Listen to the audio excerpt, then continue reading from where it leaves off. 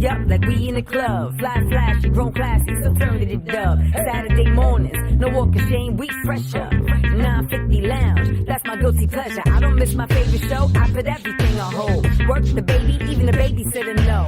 When 950 come on, don't bother. I'm locked in 10 to 1, no problem. Turn on the radio. You and I turn on the radio. Yeah.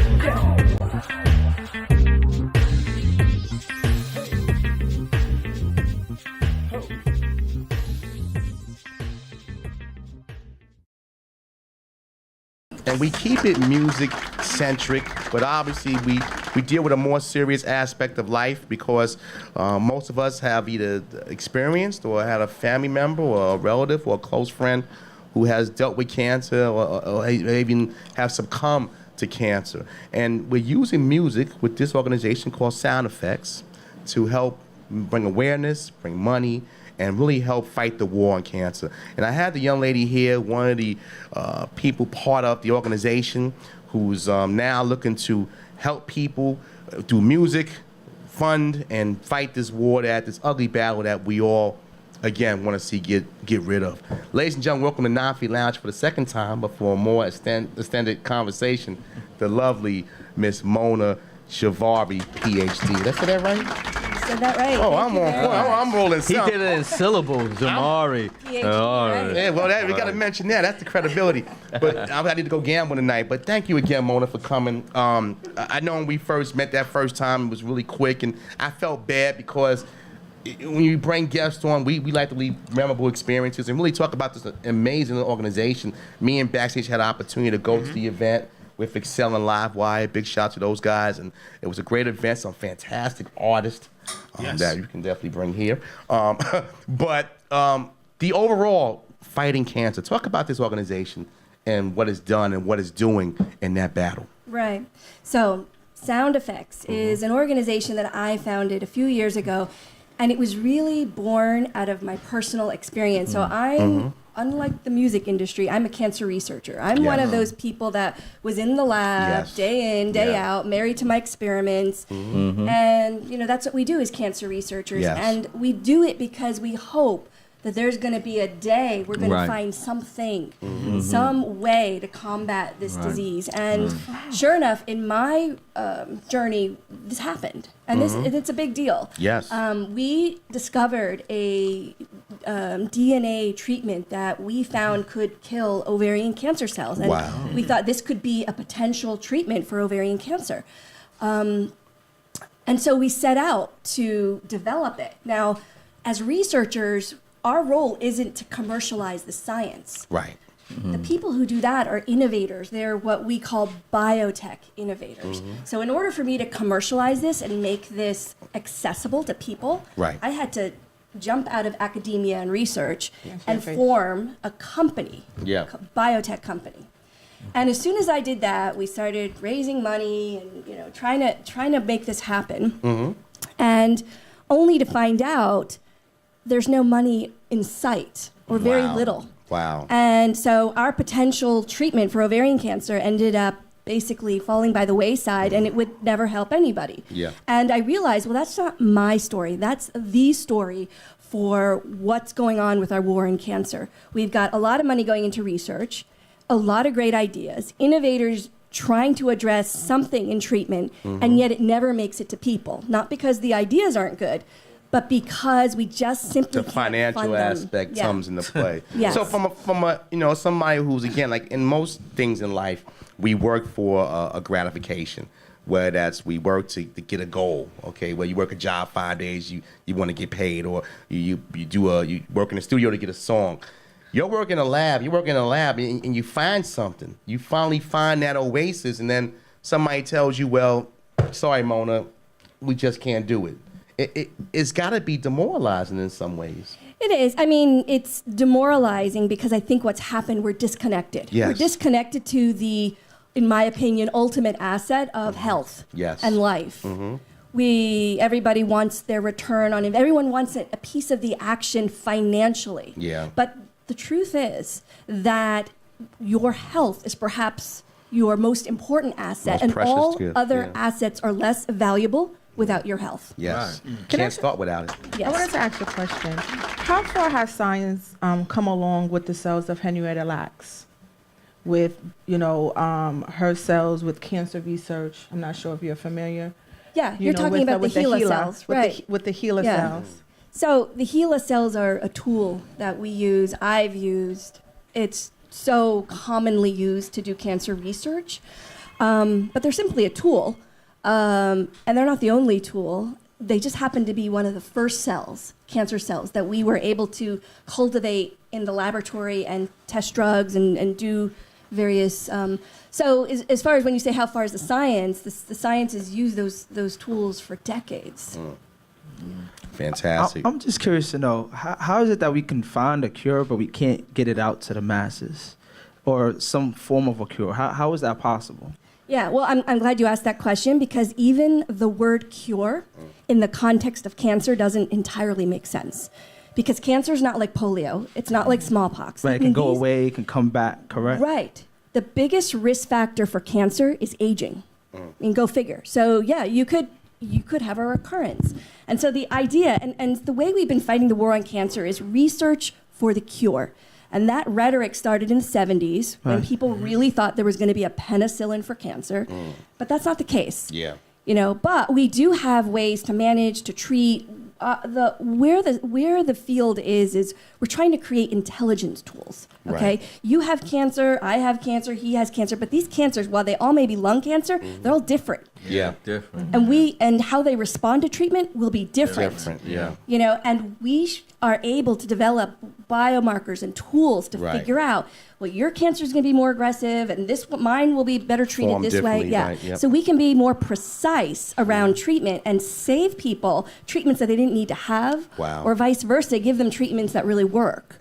And this is going to reduce the burden and the healthcare costs and just the pain that people endure, basically. Has anybody in the industry just have said, and I don't want to sound cruel, that maybe there just isn't a cure for everything? Maybe there isn't a cure for cancer at all, but there's tools to help you deal with cancer.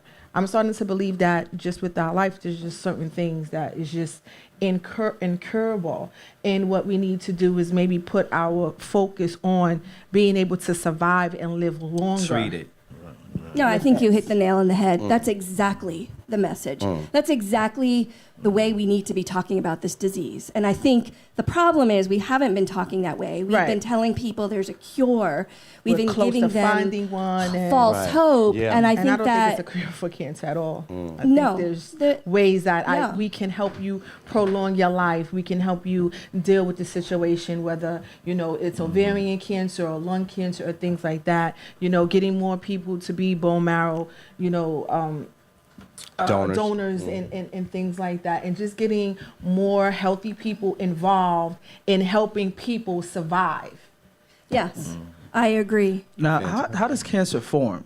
Is it like something I eat, something I drink, something I smoke? If it's drinking, my brother, I'm sorry. No!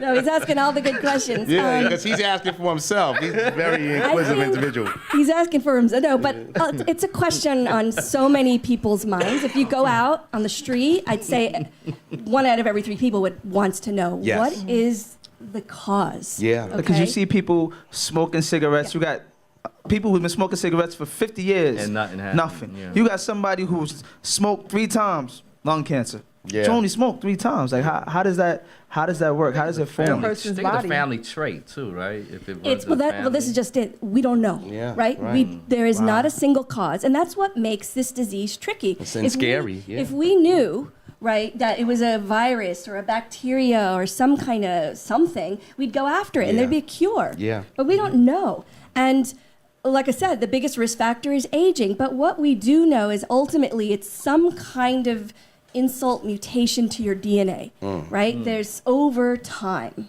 Right. And it may not be the first time your DNA gets dinged, it may be the second or third, but ultimately that DNA in a particular cell divides, and then the daughter cell then gets that faulty DNA, and what it's producing is something that's making your cells immortal. And the hardest part about cancer is not only are your cells now immortal and they're growing without kind of renegade. They're not growing in control. They're growing out of control. Right. But what's worse is they figure out how to evade or become invisible to your immune system.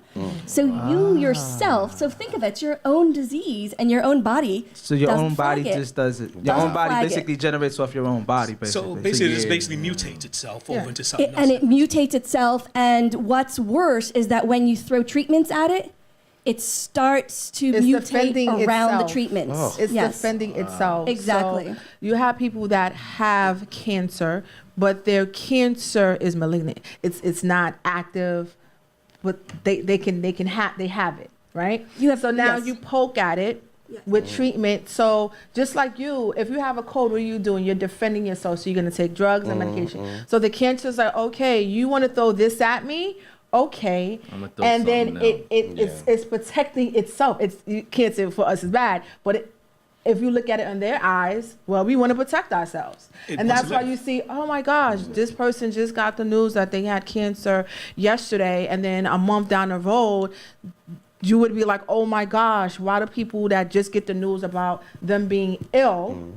Cancer, HIV, anything like that. And then once they start treatments and stuff like that, they're just totally looking different because that disease or cell for themselves is protecting itself. And that's where that fight comes in. Yeah, and when people die is when the cancer has become aggressive and it starts to spread. Right. And Right. spreading cancer is called metastatic cancer, and that's what we cannot treat. So that's when it starts attacking the regular DNA cells. So it's just like a fight inside your own body of who's going to win. Metastatic cancer is like you start off with lung or breast, and then it starts to travel in your own bloodstream to the bone or to the brain or to other places. And there's recruitment of other cells that enable it to do that and to launch into another organ.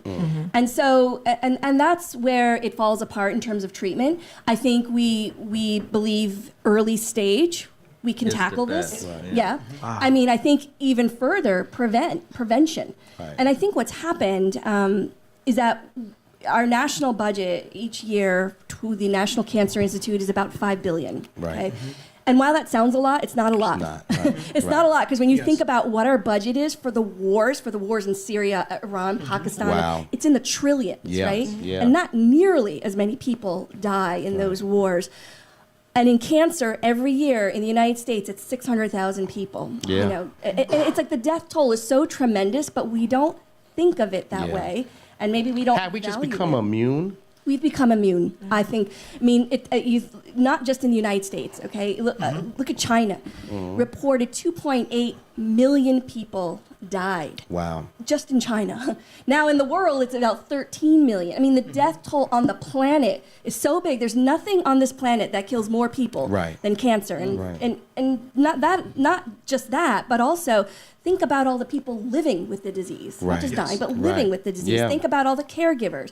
Think about all the financial burden, Yeah. the fear, the spiritual burden. I mean, it's so tremendous. I don't actually think we're real about how big this How is. it's affecting us. Yeah. Yeah, I got a question for it real quick, just to ask. I'm sorry. It's just that one thing I always want to know is due to the fact of what's been going on now with the politics and everything else, how have you noticed and been following with the health care bill now they're trying to push out there with what's going on with the Congress?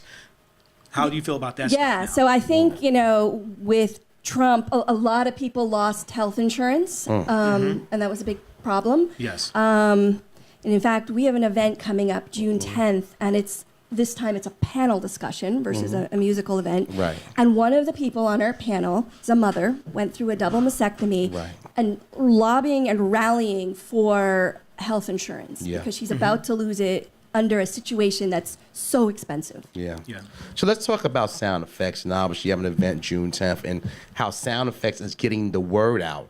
Because I think, again, from what we're just saying, globally, we need organizations like this to kind of bring it back to our awareness, to our conscious. Talk about sound effects and how you got involved with that. Yeah, so sound effects is an unusual platform. We are supporting innovation, okay? Not research, but innovators who have something in their hand, right? And they need the funds to move it forward. And what's happened is normally people who support entrepreneurs are investors. But in this field, investors don't want to deal because these things are too risky. These, early stage projects. And so they shy away and nobody wants to get involved. And so you've got hundreds of these ideas that just never, move forward. So our goal is to fill this gap. And we've created a platform, a crowdfunding platform. And do you know what Kickstarter is? Yes. So it's Very essentially like a Kickstarter, but a Kickstarter for cancer. Yes. So we're posting campaigns, new pancreatic treatment, a new, diagnostic, a breast treatment, whatever it may be, we're going to post, and we're going to allow the crowd to support it. Because right now, what moves forward is in the hands of investors and pharma, not in the hands of you or me. So more of a grassroots approach, since the bureaucracy is so big in other areas to get through the red tape. Grassroots, but I would say even further, a democratization of what we want to see when we are sick. And I have this sort of prediction that we're going to have innovators that are going to come up with new ways to prevent cancer, new ways to sort of intelligence around cancer. And I think what the crowd gets behind is not going to be what pharma gets behind. My question is who's going to be invited to this audience? Because some people going to be like, you don't want everybody at this crowd to be in this audience. You mean for June 10th? Yeah, Well, the June 10th event is going to be very different because it's a panel discussion. And I'd say one of the biggest challenges with sound effects, when we started this, we were like, okay, great idea. We're crowdfunding this area that really needs it. But the problem is when we tell the crowd about biotechnology, they're like, what? They get lost. Yeah. That's why I asked who's going to be in this crowd. Thing called biotechnology, and we realized that we needed to be the leaders and spearhead a new conversation. We needed to shift this research for the cure, into a whole new, updated conversation where, guys, we have this whole ecosystem that's commercializing our science. And we need to have this conversation not within the industry, but with the people. Right. And so on this panel, not only are we going to have innovators and thought leaders, we're also going to have community leaders. We'll have an NFL football player there. We'll have somebody from Hot 97, a radio personality. Spiritual, all different aspects. All different aspects. People that have felt the burden, endured the burden, and can speak to it and speak about innovation. Yes. In terms of their experience. But let's not forget, we still shouldn't shy away from difficult words that people don't understand when it comes to this disease. We don't know what biotechnical and all those. We have to tell them. We have to teach them because we can kind of go away the easy route of understanding cancer and research and things like that. But it's always good to still stick to the roots so that people understand, because people shy away from things they don't understand. And it's easy that we can make things ABC and make it a little putty and dumb it down, as people like to say. People still have to understand certain things. So when they hear the words again and they're hearing about science and things like that, they can grasp it now. Everything comes together for that individual where they can understand. So sometimes we still, although I'm looking to actually attend this event, but I still want people to, if you're confused about or you don't understand, don't get, what are they talking about? I'm tuning out and I'm going to listen to radio. To still grab their attention still. Maybe sometimes it's good for somebody to do a little education before you you got to do it. You got to do it. Like, when I don't know a word, I'm on definition of, No, and I think what you said is so important because, look, we we all know internet technology. We know mobile technology. You go buy a computer, you know Pentium chip and megahertz. You know technical things because they've entered the common lexicon. We don't know biotechnology. We don't even know that for the past so many decades we've been working on biomarkers and vaccines and precision medicine. And why don't we know? Why haven't the leaders come out and had this conversation with the people? And the excuse of the people don't understand. Yeah, because they don't know bio means life. They just don't want us to know. Break it down. Because then we'll ask more questions and we'll want to know more reasons as why all this money is going to this funds and so forth and so on, and nothing's happening. Case in point, I think is Michael J. Fox with his whole situation. He's like, wait a minute, I've been giving you folks X amount of dollars and nothing's happening. So you know what? I'm going to stop giving you that. I'm going to open my own research. And now he's supporting his own research, and they're moving towards finding different cures for, I think it's Parkinson's disease. And he was donating to people, and they're like, you're not getting anywhere. And he's like, I need you to get somewhere. It's not about just trying to figure it out. It's trying to find that cure. And that's the question is everybody's sitting there going, why are we just going in a circle? We just keep giving and giving and giving, and there's nothing really coming from it. Taking money. We're going to take a quick break. We're going to keep this conversation going. Mona Jhaveri, Sound Effects, 950 Lounge Live on a Saturday. Hey, what's good, y'all? This is 950 Kev. And now 950 Lounge has its own new app on Android devices. Yes, 950 Lounge has its own app. You can go get old shows, information on the cast, and all up-and-coming events. Go to your Android store now. It's 950 Lounge Radio, and you can't miss it. 950 Lounge Radio gets you everything you want on the greatest show, the best team in radio, and all the information that you just want to find that nobody else can tell you. It's the 950 Lounge app. Get it today.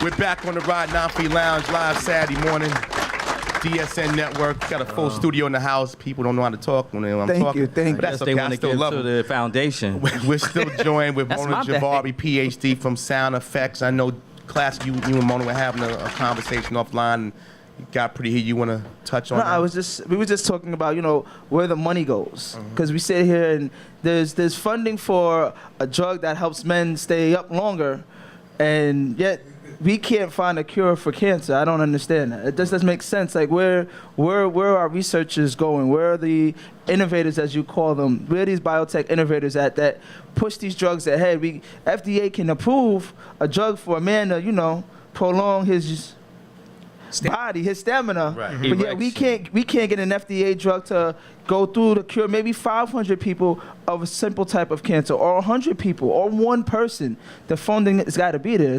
Somebody's got to move something or move walls out the way so people can survive and live and be with their family and not just pass away for no reason. Mona, I know Sapphire made a point about, is the cure what Just is saying is it just like the common cold? We don't want to find a solution. We just want to keep this thing growing prolonged. I mean, your thoughts? No, I think it's dollars and cents. And so what happens is we find something, it's going to serve 500 people. Maybe it serves 10,000 people, but that's a small market. And what it takes to bring something to market is hundreds of millions of dollars. Are they going to get that money? Are the pharmaceutical companies who basically market and put it out there, are they going to get that money back? No. Right. And no. And the answer is no. So there's no motivation to move that cure. So it's going to let people die. See, for me, basically, for me being a conspiracy theorist on this part of it, I think there is a cure out there, but it's just not cost feasible for somebody to put it out there, because think about that guy that had the EpiPen. And then the EpiPen at that time was like about $150 for two. Then he raised it up to $600 because it's all about making a profit margin. If it's not making the money for it, they're not going to put it out there because it costs too much. But they rather keep giving it to you in increments and say, okay, we just give you like a little small dosage for this amount of money and keep you just fighting it. Well, it's like the common cold. Yeah, that's what I'm saying. Right. Yeah. Right. Well, we already know the pharmaceutical companies that's a cash cow. It's a cash cow business, as I was discussing during the break. If you do not have sick people, then what's left of the companies? Okay? It's not like it's car insurance. I have a car. You need ID to always identify yourself, whether you're 15, 18, 80 years old. You need ID to identify yourself, right? You can't live without ID, or no one will ever know who you are. Okay? If there's no sick people to cure, what will pharmaceutical companies then have? Okay, you need sick people. Now, when we make man-made viruses, then of course we will have the cure immediately, because like I was saying, if I make a shirt, I know how to unmake that shirt. I know how to change it. This is a different arena. And of course, you're going to have companies that are probably close to finding that cure, but you know what? They're not going to be amongst the elite group of companies that's doing this arena, because they don't want 10,000 other people doing what they're doing to stay in. So they're going to keep you blinded and keep you away and keep you over here and keep you distracted. And we're going to run what we want to run and how we want it over here, because we still need to have a company in play. Because if there's no more people on earth with cancer, my job is done, my company is done, and everything is down the drain. Is it just that cold, Mona? Is it just that cold? You mean that people don't want to fund, or that right, people think you're just going to exactly go that. away? If we just go in. I mean, with cancer, it's an interesting question, because cancer's not going to go away. Cancer's been around since the day of the dinosaurs, frankly. And what's interesting is that in humans, we get cancer more than wild mammals, right? So apparently, humans and domesticated dogs are, get cancer more than wild beings. They tend not to. Yeah, we don't know why, and it's possible in our evolution. This is just part of it. So we're not. It's not like it's just going to go away. It will be there. It always has been there. Right. It's just now it's accelerating. Instead of in 1971, when the Nixon, former President Nixon, declared war on cancer with the National Cancer Act, where we appropriated national monies to deal with this disease. There were 200,000 people dying of cancer. So today there's 600,000. I mean, it's just an escalation, and we know it. And even at that time, it was considered 200,000 people was considered alarming, right? But let's understand the environment is changing. Right. We have to understand that everything plays a part. We are walking, living organisms. Right. And we're living longer. And we're living. Which we are is we giving are, us more hits. Right. We're living longer, because I think more people are being more conscientious about how they're living, about their diet, and staying healthy. But do you think it's also, I'm sorry, but do you also think could it be from the food that we are, like the GMOs and stuff that we're doing with the food too as well? That's what I was trying to say. With us, the world is changing, the environment is changing, global warming, all those things. We take in more things in our body than we should or have to. There's more things that's going into our food, products, and stuff like that. We see that every day. 10-year-old kids are not looking like they're 10 anymore. Right. They're looking like they're 15. Right. Something's up. We can tell. Right. We don't know what it is. There's stuff going in our food. Sugar is certainly one of them. Sugar is in everything. I mean, the amount of sugar we used to consume in the 50s, right? It's tremendous. It's like exponential, what it is today. We're doing it to ourselves, and we don't even realize we're doing it to ourselves. I think it's sugar and corn, right? Corn's the other thing, are we too. doing it to ourselves, syrup. or are these big companies doing it to us? That's the question you have to ask. I think it's both. I mean, you can stop eating it and eat organic only, and then you're saving yourself, or you can continue to eat. But the problem is you don't know what is really organic unless you grow it yourself. Right. Because you don't know, because they can tell you it's organic. Well, it's got to be organic. No, but see, it can be. They never lie. Like if it's organic, it's got to be. It's glucose free. But you got to remember, just because they call it organic, it can be still genetically modified, and it's not really organic. Just eat kosher, you be fine. It's still a process. Can you see yourself going to a restaurant? Is this chicken glucose free? No, people are confused about that word organic, and this is why a lot of people are getting That's what you do, Rody. You go to McDonald's. I ain't gonna lie. Listen, I ain't gonna lie. I still like my Kool-Aid. Yeah, that's your problem. We know you like Kool-Aid. That's why you Kool-Aid has more increased sugar today than it did 10 years ago. Mona, please help him. Hey, we got a few. Oh yeah. We got a few minutes left. Again, June 10th, Brooklyn Borough Hall. The cancer culture. Why a new narrative is needed. Come support this group. Where can people donate money, Mona, to get behind this event and just your cause? Yeah, so our website is soundeffects.org. We have a campaign up and running, and people can donate whatever dollar amount they wish. Yes. All right. And our event on June 10th is free, open to the public. This is a new narrative.